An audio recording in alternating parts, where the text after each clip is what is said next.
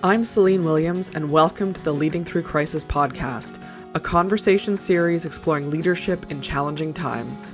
I would like to welcome my guest today, Liz Kislik, to the show. Liz is a management consultant and executive coach, and a frequent contributor to Harvard Business Review and Forbes.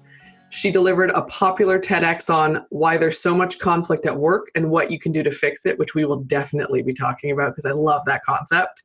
Liz's specialty is developing high-performing leaders and workforces, and for 30 years, she has been helping family-run businesses, national nonprofits, and Fortune 500 companies solve their thorniest problems. So I'm really excited about this conversation, Liz. Thank you so much for joining me today. I'm so happy to be with you, Celine. I love all the experience. Like I said, we're definitely going to get into the topic about what your TEDx talk is all about. But I want to start with a little bit of a broader question, which is how I often start these. And that is, tell me a little bit about your experience or your thoughts on the idea of leading through difficult times or leading through crisis, because that is sort of the theme of the show.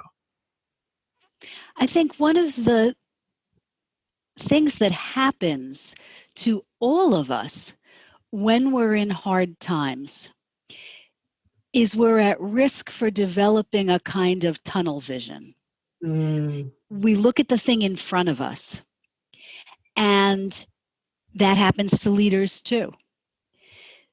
That means you're not taking into account all the aspects of a situation. It's possible you can plow right through the middle, and you may end up all right. Sometimes just by dint of focus and will and drive and grit and all those nice words, you get through a lot. But there's also risk that you scrape yourself on the sides and don't really give everything full measure. So one of the things that I encourage clients and that I see as productive when it happens is to be able to step back from the specifics of the external crisis, the internal crisis. It's crucial for leaders to ground themselves and look at the big picture again and multiple times. Sometimes it's called zooming in and zooming out, and making sure they're taking into account the larger situation, the other people in it, not just driving for what seems to be the solution in front of them. I think that it's so interesting because I can definitely see how challenging times, crises, change, let's just call it change because I think it's very apparent there, brings out that tunnel vision in people. And I'm in many situations. It's not just when you're leading a team or you're leading an organization. What are some of the ways that people, if someone is listening to this and says, oh crap, that's what I've been doing, what is something they can do, or what are some things they can do to step out of it a little bit? Because recognizing it isn't always enough to get yourself to a place to, now what do I do with it? Okay, so the first thing is, if anybody just said, oh crap, that's what I've been doing, let that go, because you've actually been managing something so far. So you don't need the pressure of, I have to be a different way to suddenly feel like you can do all right. You're doing mostly all right. So I guess in that same vein, I'm a big proponent of self-compassion. I'm not always so great at it. There is actually, research that shows that there's a tendency for leaders to also feel guilty. We're very conscientious people. Leaders are conscientious. Not all leaders, of course. There are narcissistic leaders. There are people who manipulated their way to the top, all that kind of thing. But the majority of people who have responsibility actually take it very seriously, and therefore they're also taking themselves to task all the time. Well, that's exhausting, and it's hard to think when you're too exhausted. So being kind to yourself and thinking about kindness as an actual tool of leadership is so valuable for you and for the people you work with.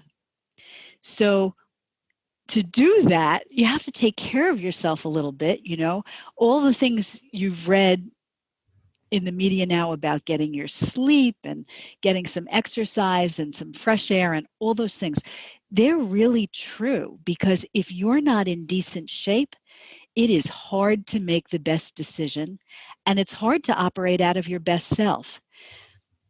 And if as a leader you are not operating out of your best self, it is very hard for your people to give their best.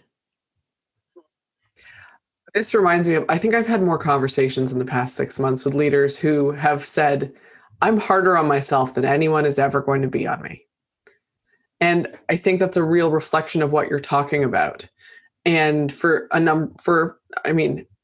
as we're still in the never-ending pandemic, for a number of people, I think that there's no break from it right now.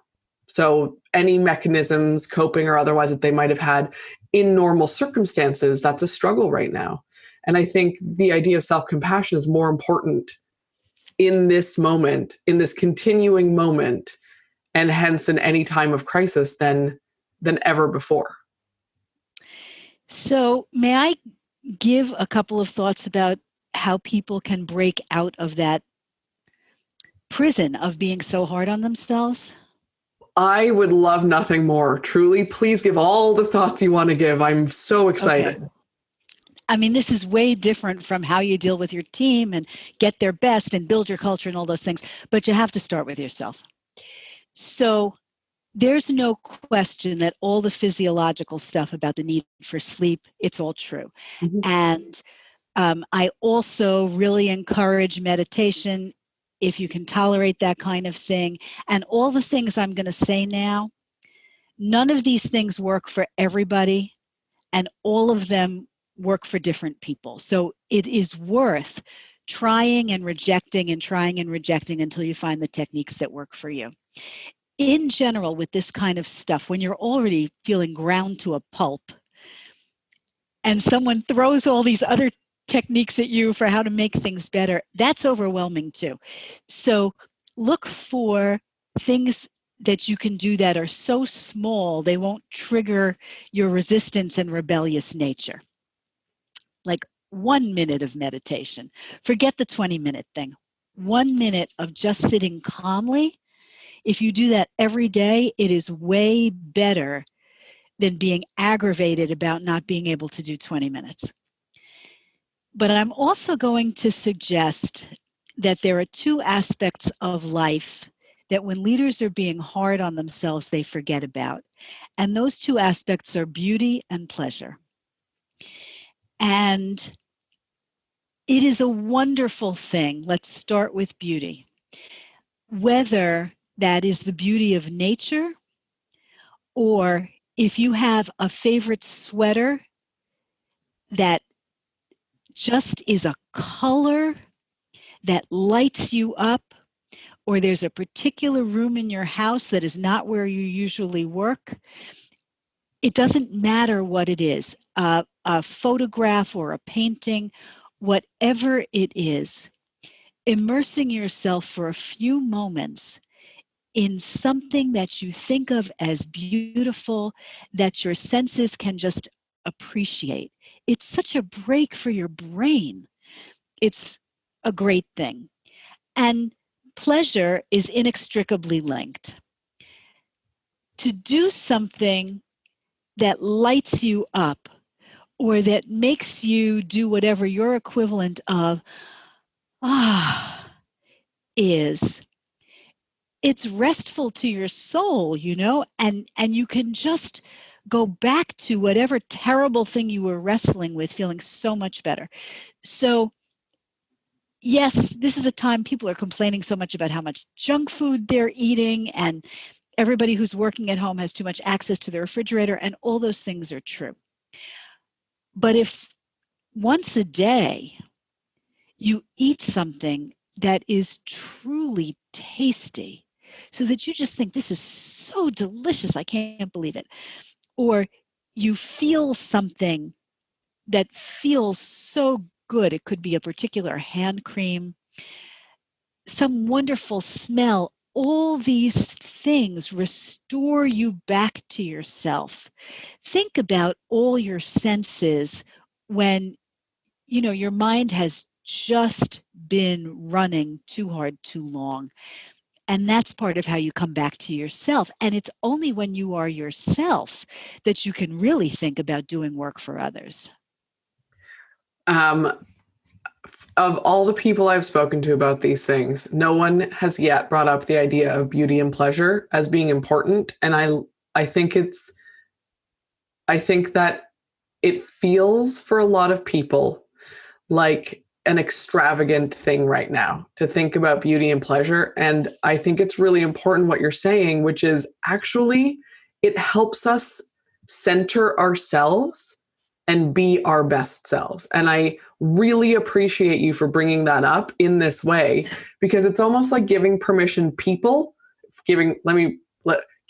permission, there we go, wrong order, to embrace those things that really are important to us as individuals in any time, but especially a time where we're feeling uncentered. You know why else it's good? It reminds you that there can be excellence. Yes. And one of the things that's really tough about bad times is you think, oh, I just have to carry this burden over the next hill. Oh my God, there's another hill. I just have to carry the burden over the next hill. And this is sort of recurring. And so it's very hard to actually think about what's the best way to get from where I am with the things I have to carry as far as I have to go. And any kind of truly superior experience. I mean, listen to a wonderful piece of music. Any of these things, it just makes you think, oh, there's the potential for great stuff. Okay, I'd like to do great stuff too. Let's think about how I can get there. But that means getting out of the tunnel. You need to open the aperture, let all the light in, and really see what there is to see and take it all into account again. Look out into the distance or out into the future. Think about what could be fabulous and how am I going to get there? I love that. I think it's a really powerful way of thinking about things. And to what you said earlier, we can't, leadership starts with self-leadership. It starts with doing the best things for ourselves so we can be a great leader for teams or organizations or whatever. If we're external and we're working with teams, we're still leading in a way, even if it's not internal, right? So whatever that looks like, but it has to start with taking care of ourselves. And this is really giving that permission and a way of thinking about it that assuages some of that guilt that I think a lot of people have when they think, I'm going to spend time on me as opposed to taking care of others, which leaders have that. Yeah. Maybe a way to reframe that, please, is let me fill the tank so I can go take care of others. Yeah. There was, I always want to say it's Rumi, I'm not sure it is, but it's one of the sort of spiritual philosopher types who talks about filling your own cup. You can't pour from your cup until you filled your cup. We can't pour from an empty cup. Exactly. I'm killing the metaphor, but that is a really great way to think about it. Filling your tank, filling your own cup before you can do anything else with it. Yes. And for leaders, it's particularly important because so much of the act of leadership is lifting other people up when they're feeling terrible. They know it's bad. They know the business is having challenges. They know they can't communicate the way they usually do. All these things. And I'm not talking about being Pollyanna-ish or coming across like everything is just fine and dandy. but you need to be able to share what you've got to support them when they don't have much to go on. So not only should you not be empty, you don't even want to be really low. You know, you need extra in the tank. My great-grandmother always said you've got to have a cushion. And that was a little extra money, a little extra time, a little extra food, a little extra flesh, because you didn't know where you were going to get caught. Might not get a good meal right away. Whatever it was, you needed a little extra so you could be ready for whatever the world threw at you. And I think that's a great transition to talk about taking that extra, hopefully the people have, or giving yourself some space to have that. And then what does that look like for leading a team or leading an organization through crisis? Whether it's the work you're doing or your past experience, what are you seeing coming up that is working for people in doing that they're finding challenges around that? Because I think that when we start with an empty cup and we try and lead a team or lead an organization, there are some very unique challenges. But let's say that we are taking decent enough care of ourselves. What is that looking like? Because I think that people are struggling with how transparent to be. People are struggling with saying the right thing. Leaders are struggling with when to talk about things, how to talk about things. And it becomes a bit of a cycle for some people. And I'd love to hear your perspective on some of these things. Obsessing is never helpful. It just grinds the gears and wastes energy. I'm going to think in terms of two parts, and I'm going to start at the broadest possible level, and then you can take us wherever you want to go. Absolutely. Within that. I think the leader needs to focus in two very broad directions. One is, what are the big goals? And that is a combination of what's the work product that's expected of us? Who are we meant to be in the marketplace even now? You know, you can name those however you want. Those are the business goals, the organizational goals, the cultural goals. And the second major chunk is, how are my people doing? What do they need on the path to those goals? And if you remember, you know what it's like, when I learned to drive, one of the lessons was not to look at the bumper of the car in front of me.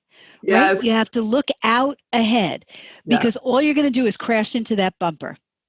So if you can keep those big pictures and then know how to translate them back into action, you will be as set as it is possible to be, given that you have to be able to change it up,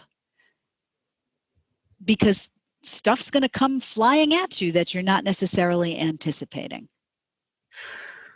So the first question that comes to mind inside of this for me is, given the amount of uncertainty in many ways right now, I see leaders struggling with how to set those big goals, how to have that vision. And the question I have is, what do they do about that? What can they do about that? What does that look like? Because I've heard it so many times that I'm imagining my microcosm of the world that I'm hearing it from is somewhat reflective of a trend, at the very least, in the bigger, broader world. So we have to assume that we're going to be okay at some point. We're talking about the pandemic. There is going to be a vaccine that will eventually be distributed to enough people.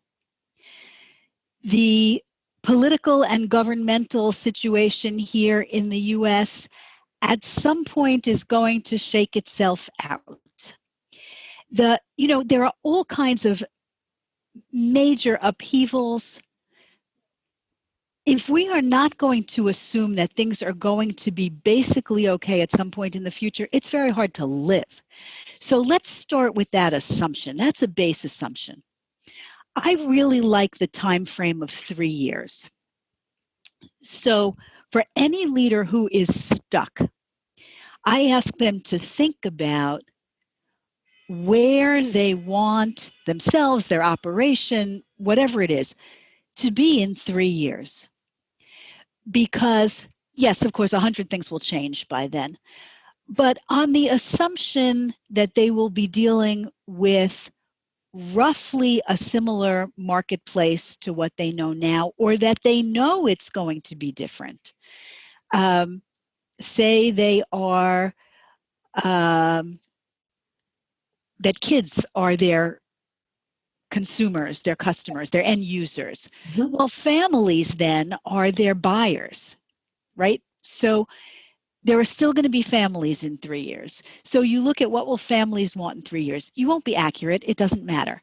What we're looking for is a trajectory.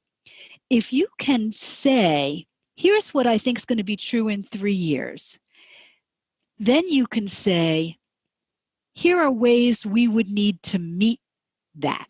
And you put it up on the whiteboard or on Post-its on the wall, or however you like to do this kind of arraying big plans. And if that's what's true in 3 years, I ask, what would have to be true in 2 years to get us there? So you detail that. So what would have to be true in a year to get us there? And you back into, what are the choices and decisions I would have to make today, or let's say in a month? Let's say, even the next 4 weeks we're at a total loss and everything has just gone to hell in a handbasket. In a month, when I'm feeling halfway stable, what are the decisions I would have to make then? This gives you so much clarity about the big picture. Of course, things are going to not work out exactly that way, but you know your general path. You have a sense of potential resources and choices and what you need from your staff so that you're not lost. It's not like looking into the abyss.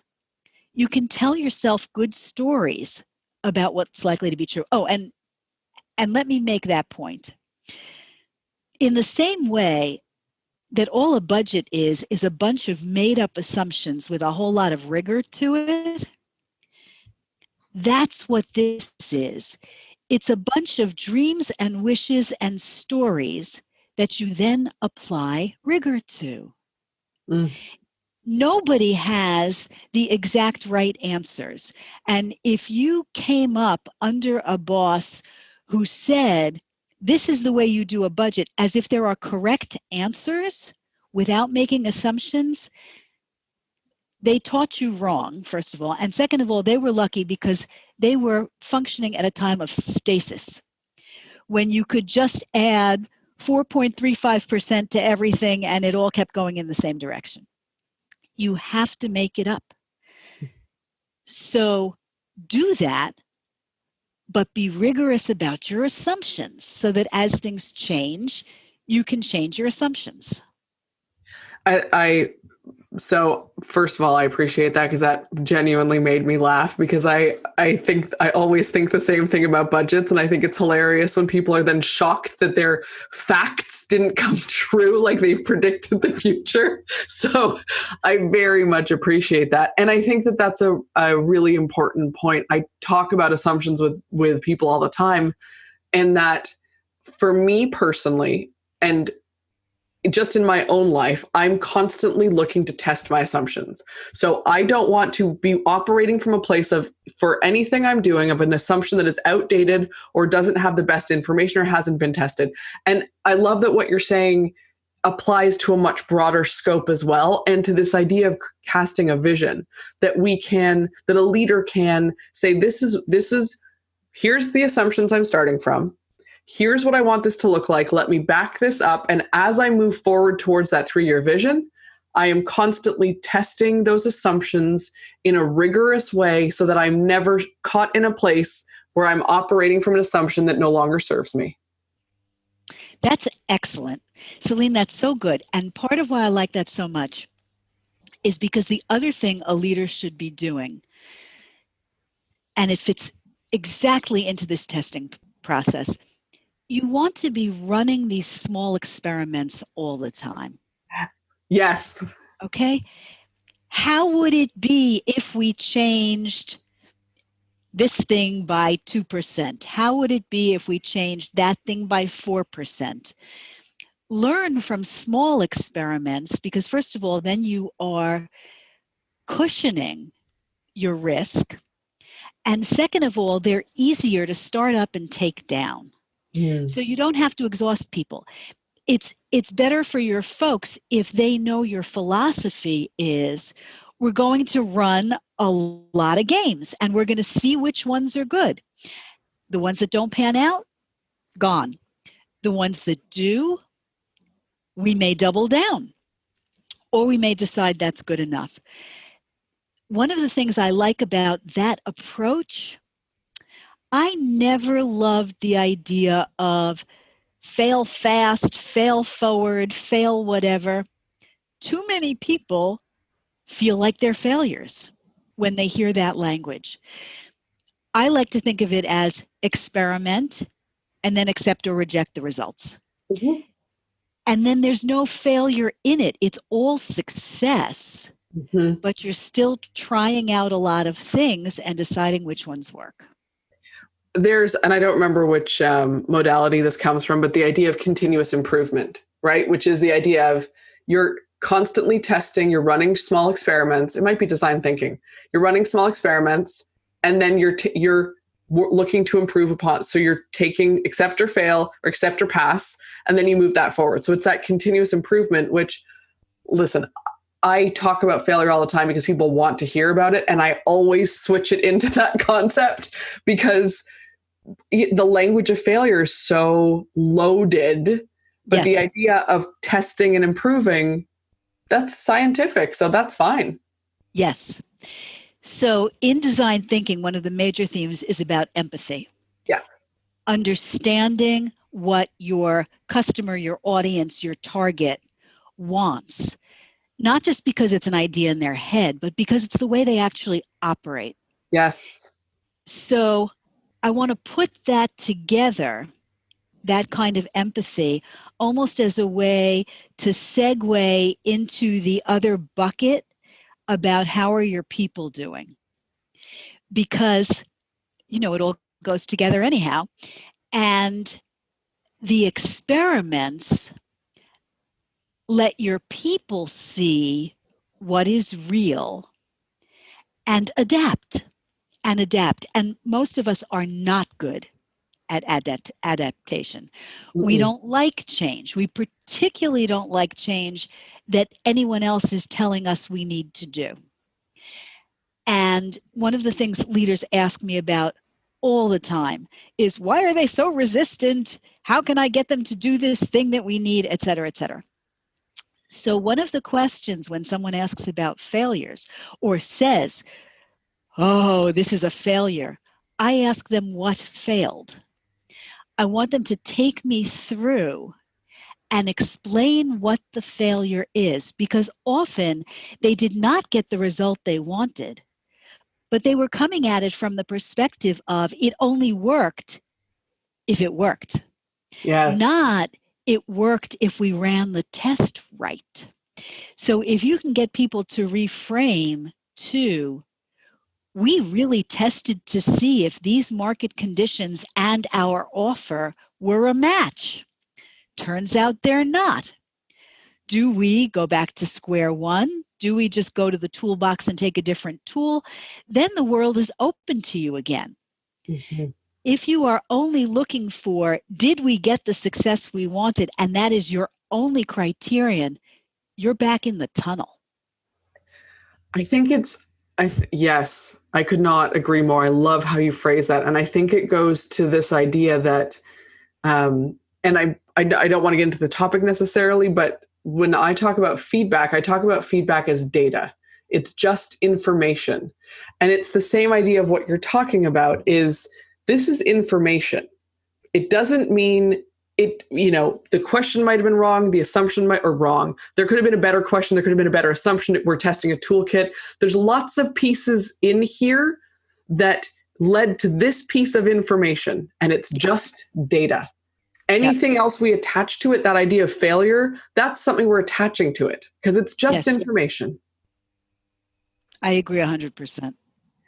And I think I love the framing of what you're talking about with, is it a different tool? Is it a different question? Is it, we just didn't get the result we wanted or we were looking for. That's all this is. Yes. That goes to the human angle, though. In general, people have a hard time with that. It's why they think things like, I'm a failure, which makes it hard for them to come into work with the right attitude. It makes them think things like, my boss isn't letting me do the thing I want, instead of, well, I made a pitch. I didn't get the result I wanted. Do I need to change the pitch? Do I need to, what are the factors I have control over? How do I go back? It's also the thing that makes people think they're in conflict and assume that others are against them, as opposed to the idea that they want something that doesn't necessarily work and integrate well with what someone else happens to want right now. Yes. So I want to acknowledge something, and then I want to actually talk about conflict a bit because I know this is your TED Talk. But I do want to acknowledge that I think that I really hope that everyone listening to this or watching this walks away being able to ask the question or come away from a situation saying, I didn't get the result I wanted. And then, the follow-up question of what can they do about it depending on the situation. But that phrase, I didn't get the result I wanted, I think is so important and is such a gap for people to be able to acknowledge. And I didn't want to jump into the idea of conflict because I think it's important to get there without acknowledging that I hope every person in their vocabulary, they now have, I didn't get the result I wanted when that's what's happened. And take away the other meaning and start there. And I just wanted to say that because I love that. That's a beautiful thing. And as you see, I do tend to quote my family members quite a lot. My father's mother, on a rainy day, used to actually say, this is a quote, the weather is against me. Oh, wow. Okay. Now that is so powerful to think that all of nature is conspiring to wreck her day. And yet, this is the kind of thing we believe. Now, anybody listening would recognize that my grandmother was being a little ridiculous. How could you put it in that way? But we have the slightest disagreement with a coworker, and we can come away thinking, not, I didn't get the answer I wanted, how could I get it? But Steve is against me. Mm-hmm.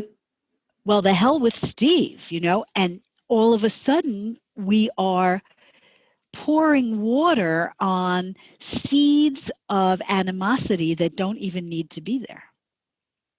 It's amazing how good humans are at making things personal.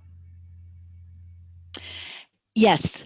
This is because we expect, I'm putting this in the most anthropological of terms, but we expect we're going to die. Mm. We expect, if it doesn't go our way, that we are actually about to be drastically harmed, that everything will fall apart. We awfulize at the drop of a hat when, of course, it's not necessary. But Rick Hansen, who is an expert in neurological science and also meditation and a whole variety of other things, he talks about our being motivated by carrots and sticks, Mm-hmm. but that we really are negatively motivated because as animals, we know if I don't get a carrot today, I will probably live and have a shot at getting a carrot tomorrow. But if I'm hit by the stick today, there will be no more carrots forever. And so our bias toward the negative, toward danger, toward failure, toward every bad thing is a way of keeping ourselves alive. But it doesn't help us at work. No, not at all. And I think this is a great, and correct me if I'm wrong, I think this is a great moment to transition into what your TED Talk is about, which is this idea of why there's so much conflict. And I'm not getting the title right, I apologize, but why there's so much conflict in the workplace and what you can do about it. Right. So, tell me a little bit about where that topic came from, or because it sounds like some of this is some of the why. Exactly so. So the topic came up because it's the kind of thing I'm working on all the time with clients. Mm-hmm. We don't necessarily name it that way, but I get so many questions about conflict. And when you look at it deeply, really explore what's going wrong, it's not the part that feels like conflict that's often the problem. The part that feels like conflict is like my grandmother. I think that person is against me. They're trying to hurt me. Well, most of your colleagues don't go into work trying to hurt you. No. Even the ones that don't like you Mm-hmm. are generally not trying to hurt you. So thinking about how can we simplify and humanize this for people is where the talk came from. And it came to a large extent out of an experience I had at a particular client where two heads of, let's call them divisions, were just fighting with each other and had been for years. And, that's just crazy town, and the inefficiency is extraordinary. And everybody knew they were against each other. And I had the opportunity, the CEO brought me in, and so not only did I meet with them, but I met with their teams, and I got to ask a lot of questions that nobody had asked.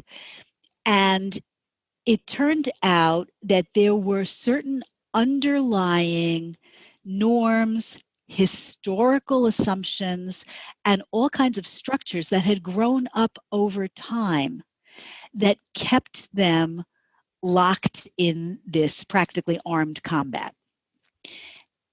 And that without addressing those, there was no kind of, communications training. You could get them to speak in ways that sounded nicer. It wasn't going to help if you didn't deal with the problems underneath. Sometimes it's the business processes that get in the way, but people don't realize it because they take them as settled fact. So you really have to dig under whatever argy-bargy kinds of stuff feels so ugly at the top. Sometimes it's the roots of the thing that are the ugly part. Yes. And it's so easy to get stuck in the symptom, right? It's so easy to get stuck in the thing we can see, whatever the symptom is, the conflict immediately in front of us that we can see. This thing, we're going to focus on that Steve hates me. I'm focusing on that because I can see that. And again, we're making assumptions here. We're putting a story on it, but that's what we can see. Digging down further is challenging. We can't see the root cause. That's exactly right. And we don't know if Steve was taught by his first boss 20 years ago that this is the way you do something. We don't know necessarily if it's a function of Steve's compensation program, which of course he's going to try to satisfy. We don't know if there's actually some middle person that we don't deal with, that Steve has to satisfy. There are so many things that could be going on until you ask the questions. You can't trust your instincts about it, because if you're feeling bad, your instincts are going to be pretty negative. Back in the tunnel. You can't see what's there. Yeah. Now, I do want to just make the point that every once in a while, there is a bad person who hates you. Mm-hmm. In many careers, it never actually happens. You feel that way, but it's not the truth of it. But every once in a while, there is a person who is so negative or so unhappy or has some psychological problem, and they live to make trouble for other people.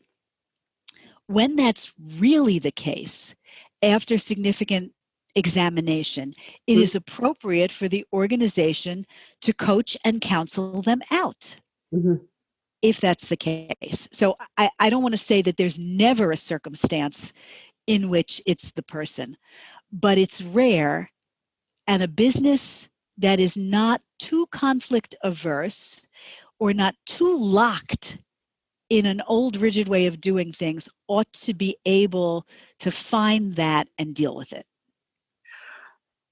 I want to ask a question.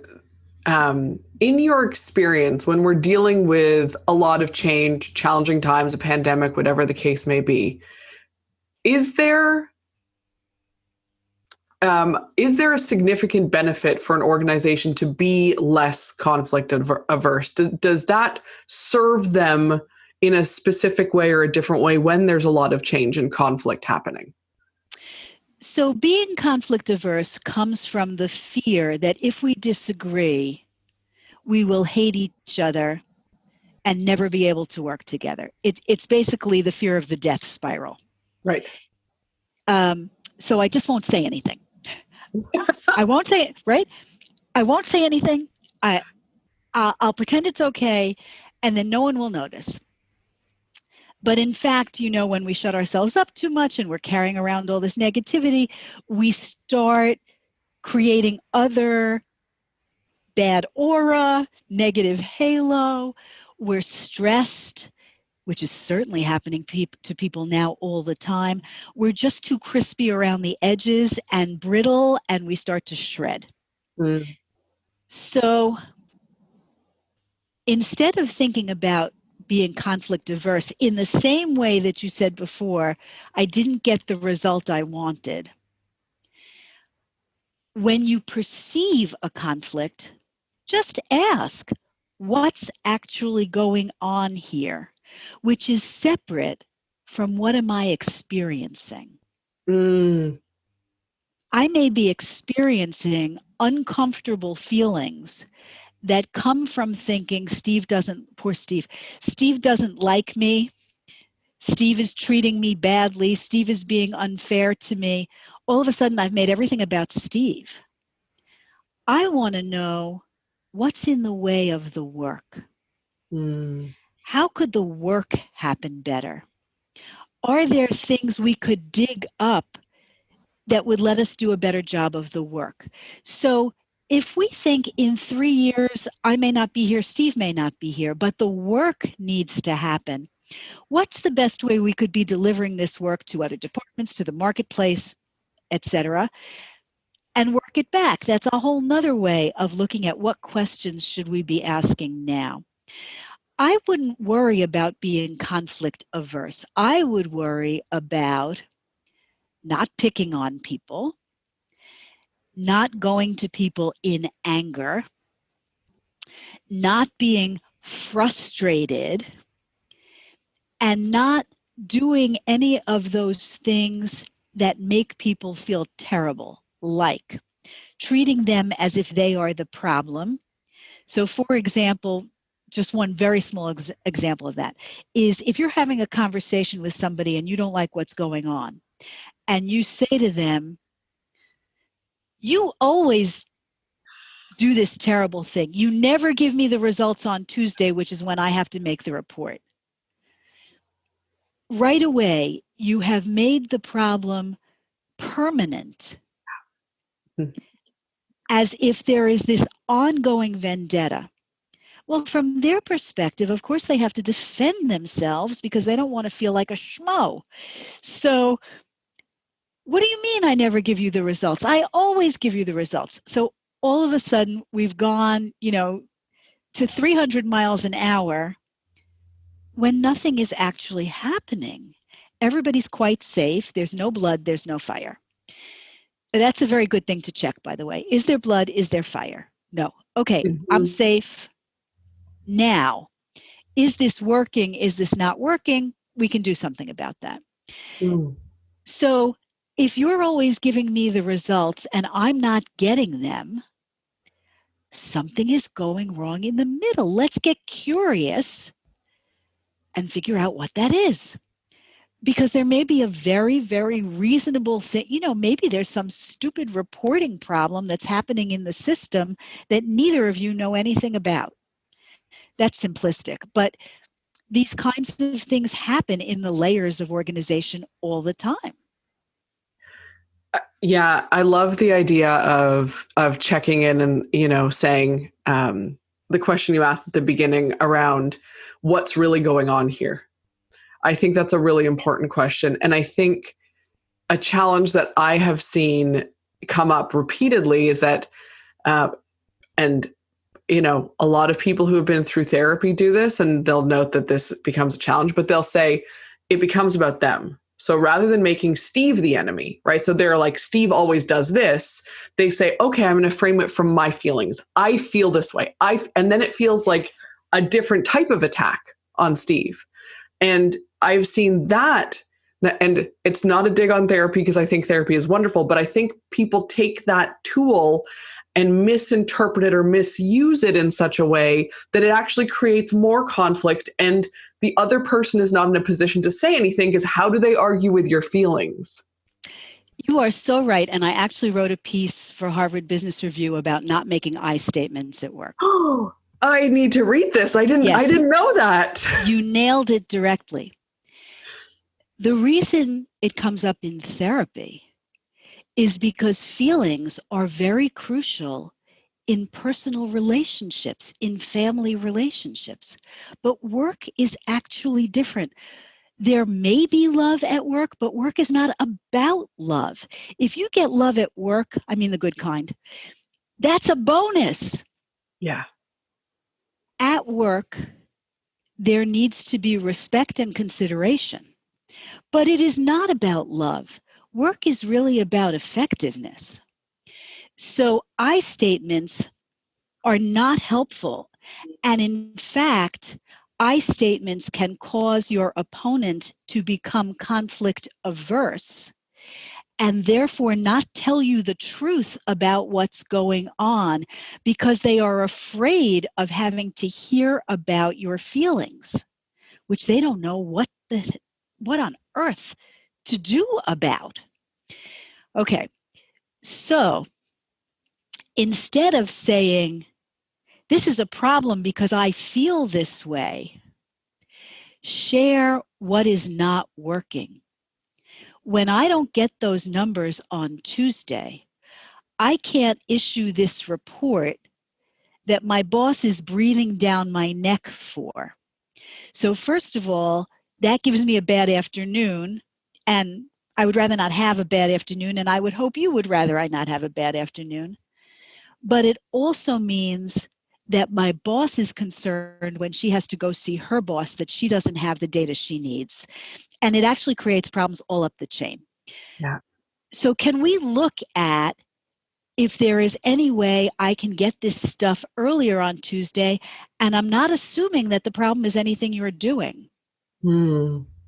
There's something I need, and I'm wondering if there's some way we can work it out. Either we find something in the system, there's a process we can do with different timing. Maybe we can get another work group to do their stuff earlier. I don't mean to make a problem for you. But is there a way we can work together to try to get these numbers out earlier on Tuesday? I would really appreciate it. I feel like I could talk to you for the next 17 hours. And I do want to be respectful of time. And I know. And I would love to have you back because there's so many more things I want to talk to you about. I would love to have you back at some point. But I do want to give you a chance. Is there anything that you would like to emphasize or that we didn't get to today that you would like to leave the listeners with? Because I have 1,000 more questions, so I am not the person to wrap this part up. Okay, let me leave listeners with this thought, which is not directly related, but it's related to everything. And that is that there is always something you can do. For as long as you have your job or your role or your goal or whatever it is, if you can stop grinding in the moment and just think, and maybe have somebody else help you think, there is always something to do. We are incredibly resourceful. So don't give up. Don't feel hopeless, even in very bad circumstances. Sometimes a kind word to a colleague is the best thing to do in the moment. It doesn't need to be expensive and it doesn't need to be time consuming. Sometimes it is, but there's virtually always something that can be done that will improve the situation for you and therefore for others. I think that is a powerful way to end this, and I appreciate you sharing that. There will be links I'll include a link to your TED Talk in the show notes and where people can find you online. And I'm also going to find that Harvard Business Review article of yours and include that because I love that. And I think that's super powerful because it comes up all the time. But I really want to thank you for taking the time to chat with me and put this together for the listeners because this was wonderful. And I really appreciate you so much, Liz. I've enjoyed it. I think we believe a lot of things in common. So it was really fun. Thank you, Celine. Amazing. Thank you. Thanks for joining me today on the Leading Through Crisis podcast. If you enjoyed this conversation, please take a minute to rate and review it in your podcast app. And you can always learn more about any of our guests at www.leadingthroughcrisis.com.